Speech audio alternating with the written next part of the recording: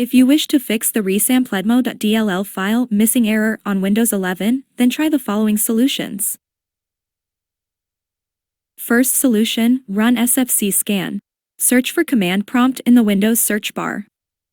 Click on Run as Administrator in the right pane to open the elevated command prompt window.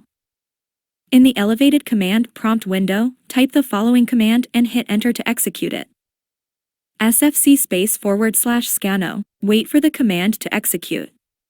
Then, reboot your system. Second solution, System Restore. Search for Recovery in the Windows search bar. Click on the option for Recovery. In the window that opens, select Open System Restore from the menu. If it asks for administrator permissions, please click on Continue. The System Restore window would open. Select the restore point and keep Next. In the next pane, click on Finish. Proceed through the system restore process to revert your system to that date's settings. Reboot your system. Did this help in fixing your issue? If yes, then please subscribe to our channel. Have a nice day.